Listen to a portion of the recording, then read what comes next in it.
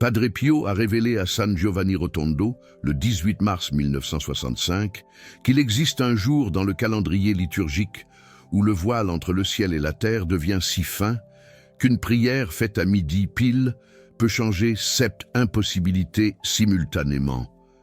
Il a appelé ce jour la porte de la providence infinie, c'est le 23 novembre.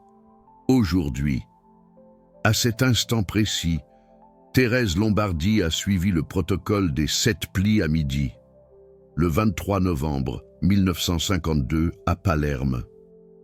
Et pendant les 7 jours suivants, du 23 au 30, elle a été témoin de 7 miracles documentés que les médecins ont qualifiés d'impossibles et que l'Église a qualifiés de providentiels. Lucien Maretti a décidé d'attendre 13 minutes parce qu'il voulait déjeuner avant. Quand il est arrivé à l'église à 12h13, le 23 novembre 1978 à Naples, la porte s'était fermée, il a tout perdu. Son entreprise a fait faillite en mars 1979. Sa femme l'a abandonné en juin. Il est mort seul et amer en 2004. La différence entre Thérèse et Lucien, 13 minutes, et vous avez exactement ce choix maintenant. Parce qu'aujourd'hui, c'est le 23 novembre. Et le temps presse. Vous vivez le jour le plus puissant de l'année liturgique avant Noël. Ce n'est pas le jour le plus saint, ce n'est pas le jour le plus connu. Mais c'est le jour où la géométrie spirituelle du calendrier catholique crée une ouverture unique, qui ne se produit qu'une fois par an, même pendant quelques heures, et qui peut changer complètement le cours de situation, qui semblent absolument impossibles à résoudre par des moyens humains. Padre Pio a découvert cela en 1918. Il l'a confirmé en 1921. Il l'a pleinement compris en 1947. Et il l'a enseigné à quelques personnes choisies entre 1952 et 1968, peu avant de mourir. Thérèse Lombardi était l'une d'entre elles. Dans les prochaines minutes, vous allez découvrir exactement ce qu'elle a fait à midi le 23 novembre 1952. Pourquoi cela a fonctionné de manière si dévastatrice? Comment ces 7 impossibilités se sont résolues en exactement 7 jours consécutifs? Et pourquoi 4 personnes qui ont tenté de suivre le protocole quelques minutes plus tard ou quelques heures plus tard n'ont absolument rien reçu? Mais avant de révéler le protocole, vous devez comprendre pourquoi ce jour est différent de tous les autres 364 jours de l'année. Parce que sans cette compréhension, vous suivrez le protocole comme une formule magique et vous échouerez. Avec cette compréhension, vous agirez comme un acte d'obéissance radicale et le ciel répondra. Palerme, Sicile, Italie, 18 mars 1965. Thérèse Lombardi, maintenant âgée de 47 ans, est assise dans le salon de sa maison devant le père Benoît Nardella, un frère capucin venu de San Giovanni Rotondo, spécialement pour l'interroger. Le père Benoît enquête sur des phénomènes mystiques liés à Padre Pio pour les archives secrètes de l'ordre des Capucins. Il avait entendu des rumeurs selon lesquelles Thérèse avait vécu 7 miracles simultanés en novembre 1952, tous documentés par des médecins, tous inexplicables, tous se produisant en séquence parfaite dans les 7 jours suivant le 23 novembre. Le père Benoît est sceptique par nature. Il a déjà enquêté sur des dizaines de prétendus miracles qui se sont avérés être des exagérations, des coïncidences ou des fraudes pieuses. Mais il y a quelque chose dans le calme de Thérèse, dans la précision de ses réponses, dans les documents médicaux qu'elle conserve depuis 13 ans, qui lui fait sentir que cette fois, c'est différent. Thérèse commence à raconter, en novembre 1952, elle avait 34 ans, et était confrontée à 7 impossibilités simultanées qui détruisaient sa vie et la vie de toute sa famille. Premièrement, son mari Sauveur, 38 ans, avait été diagnostiqué avec un cancer du pancréas en phase terminale. Les médecins de l'hôpital civique de Palerme lui donnaient 3 mois à vivre, peut-être 4, s'il avait de la chance. C'était en septembre 1952. En novembre, Sauveur était si faible qu'il ne pouvait plus sortir du lit. La douleur était insupportable, même avec de la morphine. Deuxièmement, sa fille aînée, Marie, 14 ans, avait développé une scoliose dégénérative si sévère que sa colonne vertébrale se courbait de 4 degrés par mois. Les orthopédistes ont dit que si elle n'était pas opérée immédiatement, elle deviendrait paralysée avant l'âge de 20 ans. Mais l'opération coûtait l'équivalent de 3 ans de salaire de Sauveur, de l'argent que la famille n'avait pas et n'aurait jamais. Troisièmement, son fils cadet, Joseph, 11 ans, avait été diagnostiqué avec un diabète de type 1 juvénile grave. Il avait besoin d'insuline quotidiennement, mais l'insuline en Sicile en 1952 était chère, difficile à trouver et souvent de qualité douteuse. Joseph avait des crises fréquentes d'hypo et d'hyperglycémie qui le conduisaient à l'hôpital 2 ou 3 fois par mois. Quatrièmement, sa plus jeune fille, Lucie, seulement 6 ans, était née avec une malformation cardiaque que les cardiologues appelaient la tétralogie de Fallot. Elle avait les lèvres constamment bleuies, se fatiguait au moindre effort, et les médecins ont dit qu'elle ne vivrait probablement pas au-delà de l'adolescence. La chirurgie cardiaque pédiatrique en 1952 était pratiquement expérimentale et avait un taux de mortalité de 70%. Thérèse ne pouvait même pas envisager cette option. Cinquièmement, la famille était sur le point de perdre sa maison. Sauveur n'avait pas travaillé depuis 2 mois à cause de son cancer. Les économies étaient épuisées. La banque saisissait l'hypothèque. Ils avaient reçu un avis d'expulsion pour le 15 décembre 1952.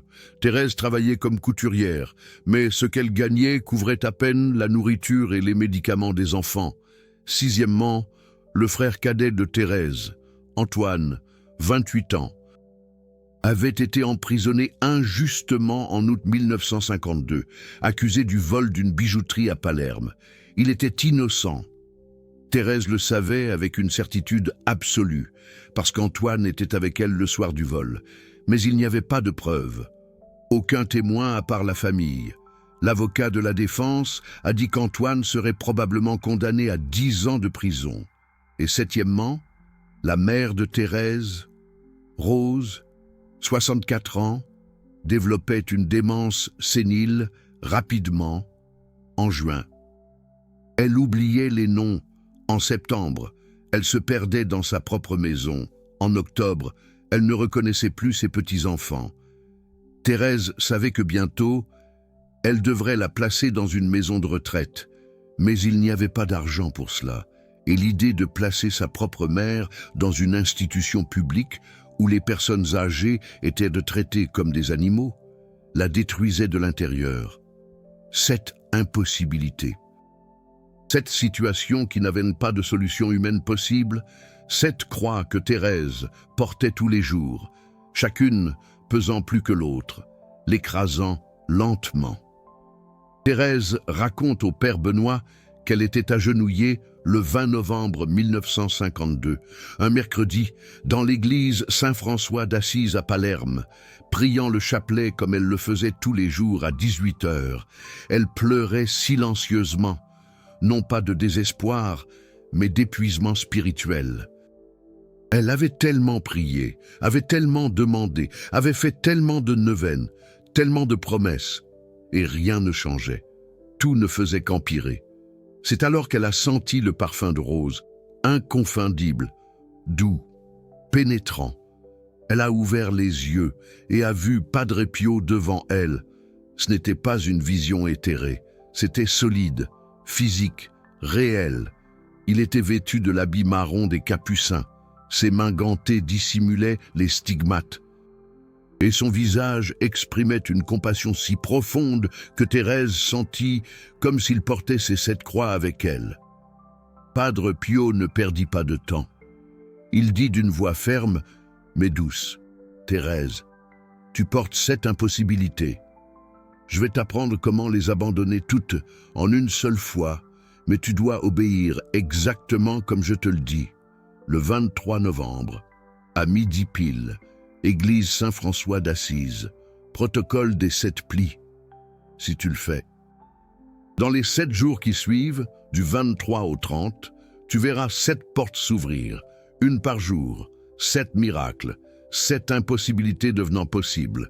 Mais si tu tardes, si tu le fais quelques minutes plus tard, ou quelques heures plus tard, ou le jour suivant, la porte se referme et elle ne s'ouvre plus avant l'année prochaine. Tu as 3 jours pour te préparer. Confession complète, jeûne de pain et d'eau, renonciation totale au contrôle. Et le 23, à midi. Tu fais ce que je vais t'enseigner maintenant. Padre Pio étendit alors sa main droite gantée, et une lumière dorée commença à jaillir de sa paume, se projetant sur le mur de l'église. Thérèse vit apparaître devant elle, écrit en lettres de feu qui illuminaient, mais ne brûlaient pas, le protocole complet, 7 étapes, 7 plis, 7 paroles sacrées, 7 mouvements d'abandon. Il expliqua chaque étape en détail, lentement, répétant 2 fois pour s'assurer qu'elle avait compris. Quand il eut terminé, il dit « Souviens-toi, le 23, midi pile, pas une minute avant, pas une minute après. La géométrie spirituelle ne fonctionne qu'au timing parfait. » Et alors, il disparut. Le parfum de rose persista encore 5 minutes. Thérèse sortit de l'église en tremblant. Elle regarda le calendrier. 20 novembre. Il restait 3 jours. Elle fit exactement ce que Padre Pio lui avait dit. Le jeudi 21, elle alla se confesser au Père Michel, le curé de Saint-François. Elle confessa tout, péché de 20 ans, rancune gardée, colère cachée, jugement secret. Ce fut la confession la plus douloureuse et la plus libératrice de sa vie. Elle dura 1 heure. Quand elle eut terminé, elle sentit comme si elle avait ôté un poids de 100 kilos de son dos. Le vendredi 22 et le samedi 23 jusqu'à midi, elle jeûna de pain et d'eau. Rien d'autre. Juste un morceau de pain le matin et un verre d'eau. Rien à midi, rien le soir. Le jeûne la laissa faible physiquement, mais étrangement forte spirituellement. Et dans la nuit du vendredi 22, il se passa quelque chose que Thérèse n'avait pas prévu. À 2 heures du matin, elle se réveilla avec une oppression dans la poitrine. La chambre était glaciale. Elle sentit une présence maligne. Ce n'était pas de l'imagination. Ce n'était pas un cauchemar. C'était réel. Une voix chuchota dans l'obscurité. « Tu crois que ça va marcher? Tu crois que Padre Pio peut changer ce qui est décrété? Sauveur va mourir. Marie va rester paralysée. Joseph va faire un malaise diabétique fatal. Lucie va mourir étouffée par manque d'oxygène. Vous allez perdre la maison. Antoine va pourrir en prison. Ta mère va dépérir dans un hospice immonde. Et tu vas rester seule, dans la rue, sans rien, parce que tu ne mérites pas la miséricorde. » Thérèse ne répondit pas. Elle serra son chapelet et commença à réciter le credo à voix haute. L'oppression augmenta. La voix devint plus furieuse. « Tu es folle. Tu vas faire un rituel idiot à midi et rien ne changera. Rien. » Thérèse continua à prier. « Notre Père, je vous salue, Marie. Gloire au Père. » L'oppression commença à diminuer. La température de la chambre commença à revenir à la normale. Et alors, soudain, le parfum de rose emplit la chambre. La présence maligne s'enfuit instantanément. Thérèse entendit, non avec ses oreilles, mais avec son cœur, la voix de Padre Pio. Il a essayé de te faire abandonner, parce qu'il sait que demain à midi, le ciel va répondre « Continue, jeûne, et à midi, obéis. » Thérèse ne dormit plus cette nuit-là. Elle resta éveillée à réciter le chapelet jusqu'à l'aube. Samedi 23 novembre 1952. Thérèse se réveilla à 6 heures. Elle prit un morceau de pain et un verre d'eau. À 9 heures, elle se rendit à l'église Saint-François. L'église était vide. Elle s'agenouilla devant le Saint-Sacrement et resta là, en silence, attendant simplement. À 11h30, elle commença à ressentir une anxiété croissante. Et si elle se trompait? Et si elle oubliait une étape? Et si l'horloge de l'église était fausse? Mais alors, elle se souvint des paroles de Padre Pio. Renonciation totale au contrôle. Elle prit une profonde inspiration et dit à voix basse, « Seigneur, je ne contrôle rien, ni le temps, ni le protocole, ni les miracles. J'obéis seulement. Que ta volonté soit faite. » À 11h58, Thérèse sortit un papier blanc de sa poche. C'était un papier simple, sans lignes, qu'elle avait gardé spécialement pour ce moment. Elle prit un stylo et écrivit, d'une écriture claire et ferme, 7 lignes. Chaque ligne contenait une impossibilité. Première ligne, Sauveur guéri du cancer terminal. Deuxième ligne, Marie guérie de la scoliose dégénérative. Troisième ligne, Joseph guéri du diabète de type 1. Quatrième ligne, Lucie guérie de la malformation cardiaque. Cinquième ligne, Maison sauvée de la saisie. Sixième ligne, Antoine libéré de la prison injuste. Septième ligne, Rose guérie de la démence sénile. Elle plia le papier en 2. Premier pli, puis elle le plia à nouveau. Deuxième pli. Et elle continua à plier jusqu'à ce que le papier forme un petit carré, épais, plié 7 fois, 7 plis, 7 impossibilités, 7 abandons, à 11h59 et 30 secondes. Thérèse regarda l'horloge de l'église. Elle pouvait entendre son propre cœur battre. 11h59 et 40 secondes. Elle serra le papier plié dans sa main droite. 11h59 et 50 secondes. Elle ferma les yeux et commença à compter mentalement. 5, 4, 3, 2, 1. Quand l'horloge sonna exactement 12 ans, la cloche de l'église sonna le midi. Et Thérèse commença le protocole. Étape 1. Elle leva le papier plié au-dessus de sa tête avec ses 2 mains et déclara à voix haute, « Seigneur, ces 7 impossibilités, je te les remets, je ne peux pas les résoudre. Seul toi le peux. » Étape 2. Elle abaissa le papier à la hauteur de son cœur et dit, « Je renonce à tout effort de contrôler comment tu vas résoudre. Je te fais confiance aveuglément. » Étape 3. Elle posa le papier sur le sol devant elle et se prosterna complètement, le visage contre le sol, les bras étendus en forme de croix, et dit « Je m'abandonne complètement. Fais de moi ce que tu voudras. » Étape 4. Elle se releva, prit le papier et marcha jusqu'à l'autel. Il y avait une bougie allumée là. Elle tint le papier au-dessus de la flamme et déclara « Je brûle ces 7 impossibilités. Parce que j'ai confiance que tu agis déjà, je n'ai plus besoin de les porter. » Le papier commença à brûler. Thérèse le tint jusqu'à la dernière seconde possible, jusqu'à ce que la flamme atteigne presque ses doigts. Alors, elle le lâcha.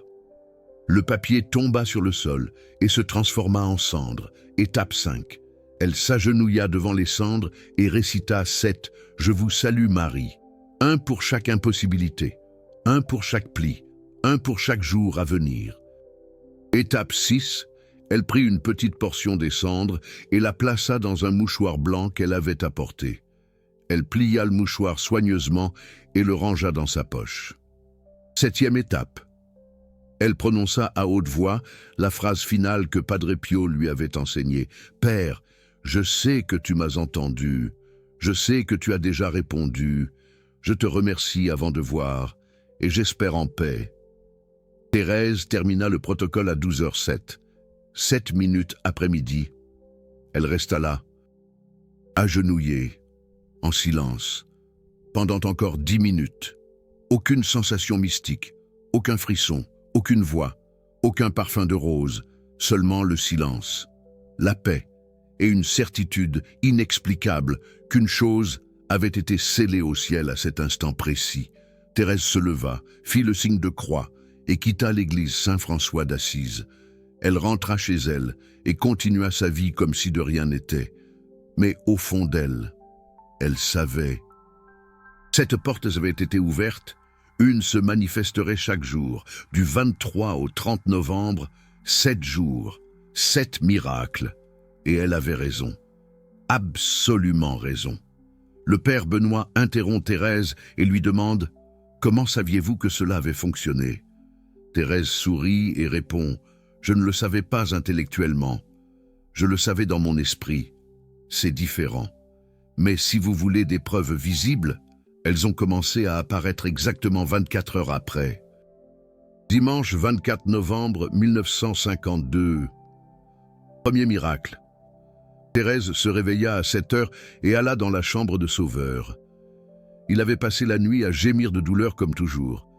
Mais ce matin-là, quand elle entra dans la chambre, Sauveur était assis sur son lit. Il la regarda avec des yeux clairs pour la première fois depuis 2 mois et dit « Thérèse, la douleur a disparu. » Elle pensa que c'était l'effet de la morphine, mais Sauveur dit « Non, écoute, je n'ai pas pris de morphine depuis hier midi parce que tu étais à l'église, et j'ai oublié de demander à Marie de m'en donner. Et pour la première fois depuis 3 mois, j'ai passé toute la nuit sans douleur. Aucune douleur. » Thérèse sentit son cœur s'emballer. Elle aida Sauveur à se lever, s'attendant à ce qu'il s'évanouisse de faiblesse comme cela arrivait toujours. Mais il resta debout, ferme. Elle l'aida à marcher jusqu'à la cuisine. Sauveur mangea une demi-assiette de soupe et il ne vomit pas. Il vomissait tout ce qu'il mangeait depuis 6 semaines. Thérèse ne dit rien à personne. Elle observa simplement et remercia. Lundi 25 novembre 1952. Deuxième miracle.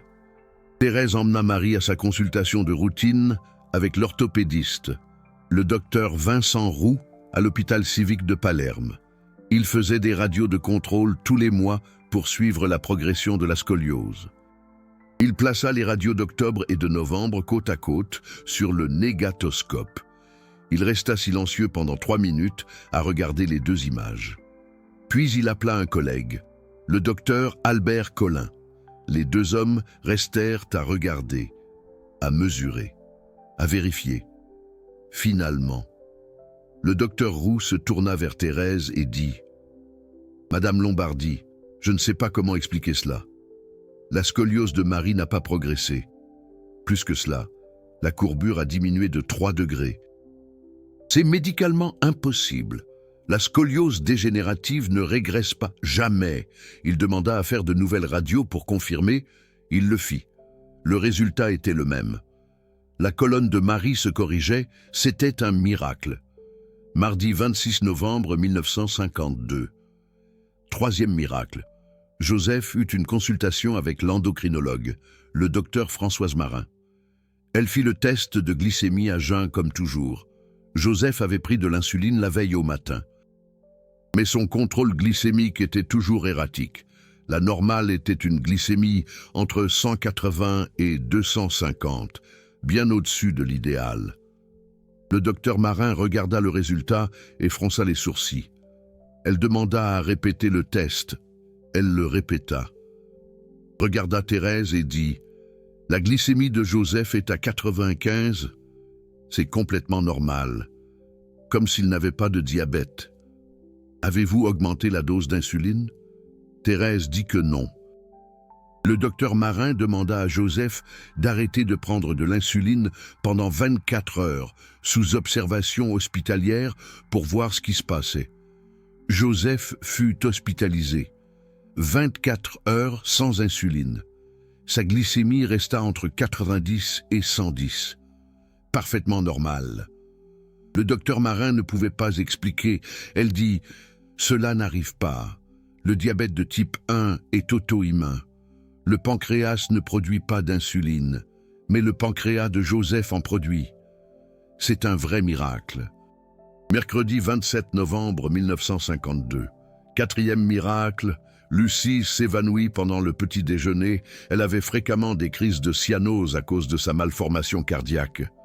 Thérèse prit Lucie dans ses bras et courut à l'hôpital pour enfants de Palerme. Le cardiologue pédiatrique de garde, le docteur Jean Février, examina Lucie et demanda un échocardiogramme d'urgence. Il regarda l'écran de l'appareil et devint pâle. Il appela un autre cardiologue. Les 2 hommes regardèrent, vérifièrent, mesurèrent. Le docteur Février prit le dossier médical de Lucie et le compara avec les examens précédents d'août.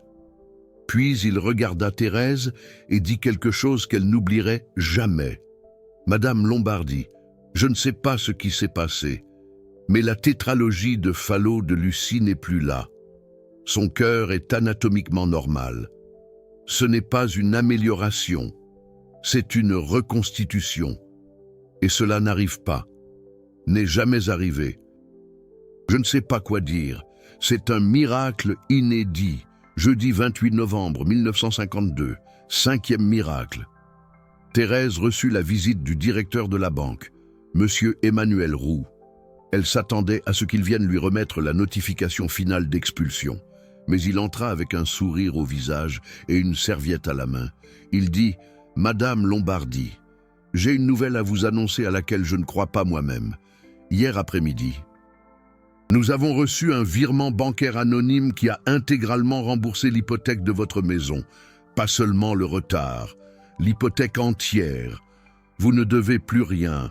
La maison est à vous. Voici les documents de quittance. » Thérèse resta sans voix. Elle demanda « Qui a payé ?» Monsieur Roux dit « Nous ne savons pas. Le virement provenait d'une banque au Vatican avec des instructions pour maintenir le donateur anonyme. Quelqu'un vous connaît. Quelqu'un s'est soucié de vous et quelqu'un a payé. C'est un miracle de la Providence. » Vendredi 29 novembre 1952, 6e miracle. Thérèse reçut un télégramme de l'avocat de la défense d'Antoine. Elle l'ouvrit en tremblant. Le télégramme disait « Antoine libéré, véritable coupable à avouer, innocence prouvée, procédure classée. Il rentre à la maison aujourd'hui. » Thérèse s'assit par terre et pleura. Antoine arriva à la maison à 19 h. Il raconta que le jeudi 28, un homme était entré au commissariat et avait avoué le vol de la bijouterie. Il avait décrit des détails que seul le véritable coupable pouvait connaître. La police vérifia. C'était vrai. Antoine fut libéré immédiatement avec des excuses formelles du commissaire, un vrai miracle de justice. Samedi 30 novembre 1952, 7e jour. Thérèse se réveilla en sachant qu'un miracle allait arriver à sa mère Rose. Elle alla dans la chambre où Rose dormait. Rose était réveillée.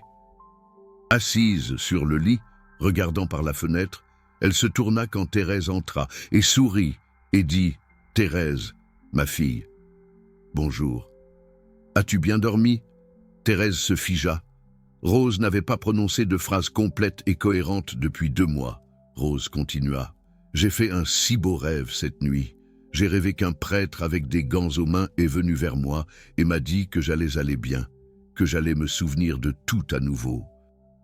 Et quand je me suis réveillé, je me suis souvenu, je me souviens des noms des enfants, je me souviens de ton enfance, je me souviens de tout. » Thérèse tomba à genoux et pleura. Un miracle de guérison et de résurrection. Et Padre Pio avait promis, et Padre Pio avait tenu parole. Le 7e miracle s'était manifesté. 7 jours, 7 impossibilités, 7 portes ouvertes, une par jour, exactement comme Padre Pio l'avait promis. Le père Benoît termine d'écrire tout dans son cahier. Il regarde Thérèse et demande « Avez-vous un document médical qui prouve cela ?» Thérèse se lève et va jusqu'à une armoire. Elle revient avec une épaisse chemise remplie de papiers. Des rapports médicaux d'avant et d'après, des certificats de guérison, des rayons X, des analyses de sang, des échocardiogrammes, des documents de la banque, une copie du procès d'Antoine. Tout est daté, tout est signé par des médecins. Des avocats, des officiers. Le père Benoît passe 2 heures à examiner tout. Quand il termine, il regarde Thérèse et dit « Je vais apporter cela à San Giovanni Rotondo. Padre Pio doit savoir que le protocole a fonctionné. » Thérèse sourit et dit « Il le sait déjà. » Le père Benoît voyagea à San Giovanni Rotondo en avril 1965. Il montra toute la documentation à Padre Pio. Padre Pio regarda, hoche la tête et dit seulement « Thérèse a obéi au moment juste. » C'est pourquoi elle a reçu, et alors, pour la première fois, Padre Pio révéla au père Benoît pourquoi le 23 novembre est si spécial. Il raconta 3 événements mystiques qui se sont produits ce jour-là tout au long de sa propre vie. Premier événement, 23 novembre 1918. Padre Pio avait reçu les stigmates visibles le 20 septembre 1918. Mais ils étaient intermittents. Ils apparaissaient et disparaissaient. Il priait pour que Dieu les rende permanents. Si c'était la volonté divine, ou les enlève complètement, le 23 novembre 1918, à midi. Pendant qu'il priait devant le Saint-Sacrement, les stigmates devinrent permanents. Ils ne disparurent jamais plus jusqu'au jour de sa mort, en 1968. Deuxième événement, 23 novembre 1921. Padre Pio priait dans sa cellule à San Giovanni Rotondo quand Notre-Dame lui apparut. Elle dit « Pio, ce jour est une porte. Une fois par an, le ciel se rapproche de la terre d'une façon spéciale. Prie en ce jour pour les impossibilités et enseigne aux autres à faire de même. » Padre Pio demanda « Pourquoi ce jour ?» Notre-Dame répondit « Parce que c'est le dernier samedi avant l'Avent dans certaines années, et l'avant-dernier dans d'autres. C'est le pont entre le temps ordinaire et le temps d'attente. C'est quand la foi et l'espérance se rencontrent à leur point le plus haut avant Noël, et c'est quand mon fils entend de façon spéciale les demandes impossibles. » Troisième événement, 23 novembre 1947. Padre Pio eut une vision pendant la messe. Il vit le futur. Il vit des dizaines de personnes, au fil des décennies, faisant le protocole des 7 plis à midi le 23 novembre. Il vit certaines obéir au moment exact et recevoir des miracles impossibles, et il vit d'autres remettre à plus tard, hésiter, arriver quelques minutes en retard et perdre complètement la grâce. Il vit Lucien Maretti arriver à 12h13 en 1978 et la porte fermée. Il vit Joseph Marelli faire le protocole à midi exact en 1964 et son fils toxicomane étant complètement guéri en 7 jours. Il vit Marie Santos faire le protocole en 1973 à 48 ans, stérile depuis 22 ans et tombée enceinte 45 jours plus tard. Il vit Jean-Pierre Dubois faire le protocole en 2019 à 12 ans pile dans une petite chapelle à Paris. Et 72 heures plus tard, recevoir un appel d'un investisseur chinois qu'il n'avait jamais rencontré. Offrant de sauver son entreprise de la faillite après avoir fait un rêve où Padre Pio lui avait dit de chercher Jean-Pierre, Padre Pio dit au Père Benoît « Le protocole fonctionne parce que c'est un acte d'obéissance radicale au moment juste. Dieu n'est pas un magicien, Dieu est un père. Et un père répond quand un fils obéit avec une confiance totale. Mais le timing importe, parce que la géométrie spirituelle est réelle. Tout comme il y a un temps juste pour planter et récolter, il y a un temps juste pour livrer des impossibilités. Et le 23 novembre à midi est ce temps, une fois par an, pendant quelques heures. Si vous obéissez, le ciel répond. Si vous remettez à plus tard, vous perdez. Ce n'est pas de la cruauté, c'est l'ordre divin. Le Père Benoît documenta tout. Mais les archives secrètes des Capucins ont gardé ces informations restreintes pendant des décennies. Ce n'est qu'en 2003, 35 ans, après la mort de Padre Pio, que le frère Antoine Benedetti, neveu du Père Benoît, trouva les documents et commença à les divulguer discrètement. Et maintenant, en 2025, vous regardez cette vidéo le 23 novembre. Ce n'est pas une coïncidence, vous avez été guidé jusqu'ici, et vous avez exactement le même choix que Thérèse a eu en 1952. Vous pouvez faire le protocole aujourd'hui, à midi, ou vous pouvez être comme Lucien et remettre à plus tard de 13 minutes parce que vous avez d'autres priorités. Thérèse a reçu 7 miracles. Lucien a tout perdu. La seule différence était le timing. Et le temps presse maintenant. Si midi est déjà passé là où vous êtes, vous avez perdu cette année. Il n'y a pas de seconde chance avant novembre 2026. Mais si vous avez encore le temps, si ce n'est pas encore midi, vous pouvez faire exactement ce que Thérèse a fait. Et le ciel va répondre. Vous qui avez quelque chose d'impossible dans votre vie. Quelque chose que les médecins ont dit qu'il n'y a pas de guérison. Quelque chose que les avocats ont dit qu'il n'y a pas de solution. Quelque chose que les banques ont dit qu'il n'y a pas de moyen. Quelque chose que les gens ont dit que ça ne changera pas. Vous avez l'opportunité de livrer cela aujourd'hui. Pas demain, pas la semaine prochaine. Aujourd'hui, à midi, protocole des 7 plis, 7 impossibilités ou seulement un, peu importe. Ce qui compte est l'obéissance radicale au moment juste. Prenez un papier blanc, écrivez vos impossibilités, chacune sur une ligne, allez dans une église. Si vous n'avez pas le temps d'y aller physiquement, restez où vous êtes. Mais devant le Saint-Sacrement en esprit, et à midi exact, faites le protocole, 7 étapes, 7 plis, 7 redditions. Brûlez le papier, récitez 7 Ave Maria, gardez les cendres et déclarez « Père, je sais que tu m'as entendu. Je sais que tu as déjà répondu. Je remercie avant de voir et j'espère en paix. Cette vidéo que vous regardez maintenant n'est pas arrivée jusqu'à vous par hasard. C'est l'un des travaux spirituels les plus difficiles que j'ai jamais fait. Parce que révéler des vérités qui ont été gardées dans des archives secrètes pendant des décennies fait face à de la résistance. Résistance spirituelle, résistance institutionnelle, résistance même de l'intérieur de l'Église parfois. De personnes qui pensent que ces enseignements devraient rester restreints seulement à quelques élus. Mais Padre Pio n'a pas enseigné le protocole des 7 plis pour qu'il reste caché.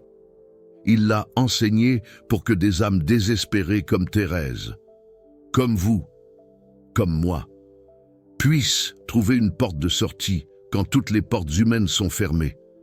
Et faire ce travail coûte du temps, coûte de la recherche, coûte des voyages dans les archives, coûte de la traduction de documents anciens en italien et latin, coûte de l'équipement pour enregistrer et éditer, et coûte spirituellement aussi, parce que chaque fois que des vérités puissantes sont libérées, il y a bataille. Alors si cette vidéo vous a aidé, si vous allez faire le protocole aujourd'hui à midi, si vous avez senti que vous avez été guidé jusqu'ici exactement au moment juste, je vous demande quelque chose. Utilisez le Super Thanks là en dessous, ce cœur doré. Ce n'est pas juste un soutien financier, c'est vous qui dites « ce travail est important ». Ces vérités doivent continuer à atteindre plus de personnes. Je deviens partie intégrante de la mission de libérer ce qui était caché. Quand vous cliquez sur ce cœur doré, vous devenez complice de Padre Pio. Vous devenez gardien de ses révélations. Vous garantissez que la prochaine vidéo sortira, que la prochaine vérité sera révélée, que la prochaine âme désespérée trouvera la porte que vous avez trouvée aujourd'hui. Faites partie de cela. Ce n'est pas à propos de moi, c'est à propos de la mission.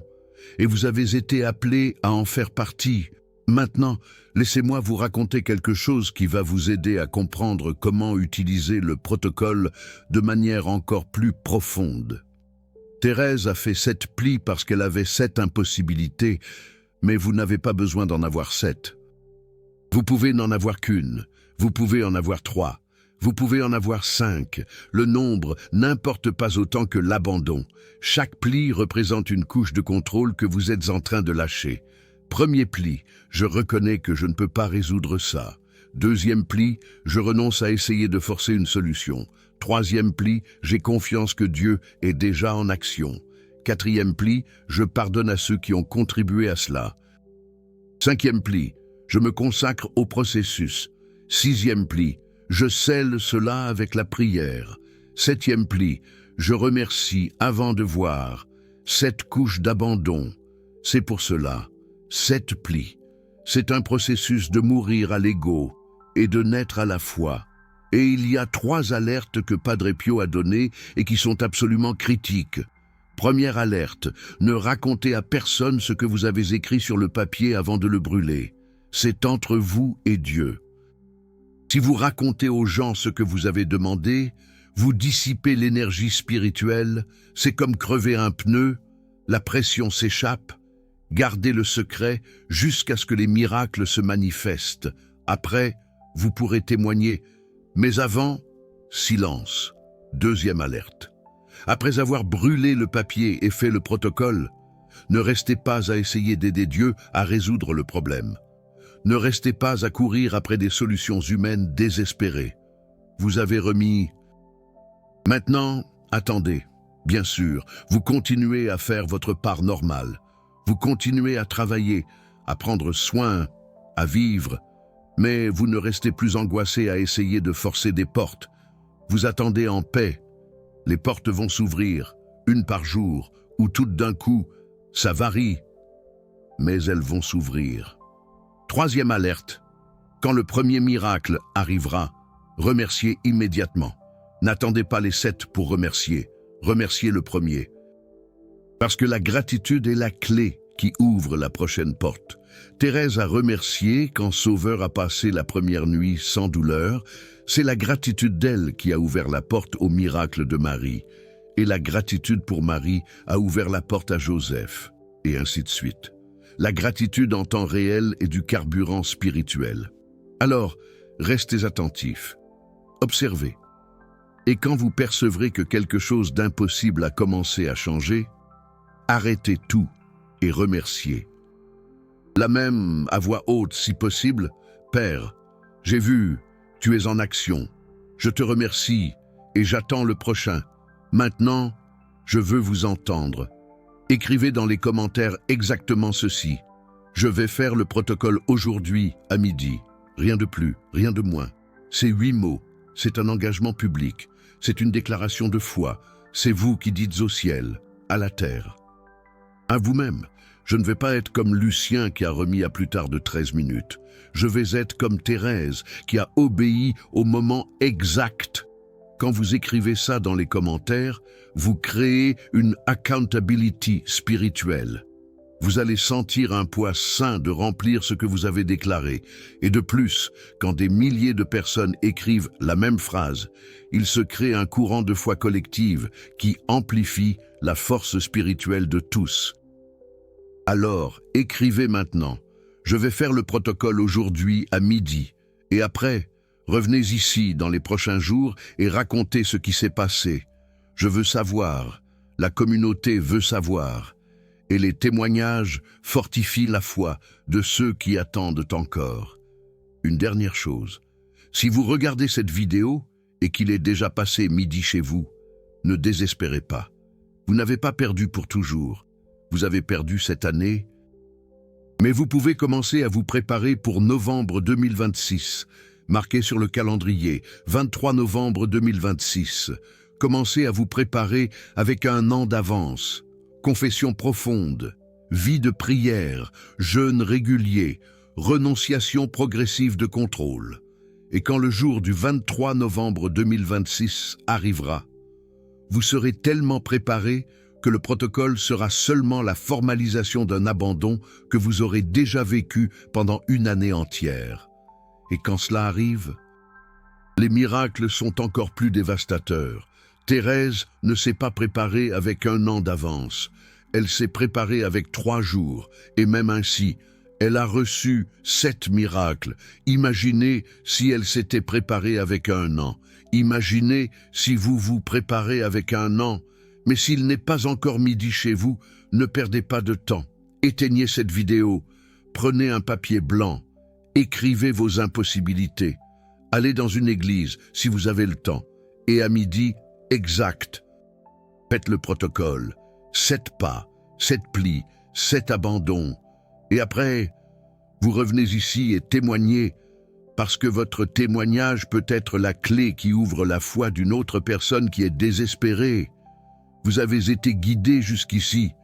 Maintenant, vous devenez guide pour les autres. C'est cela, le cycle. Padre Pio a guidé Thérèse. Thérèse a guidé Père Benoît. Père Benoît a guidé Frère Antoine. Frère Antoine a guidé des chercheurs.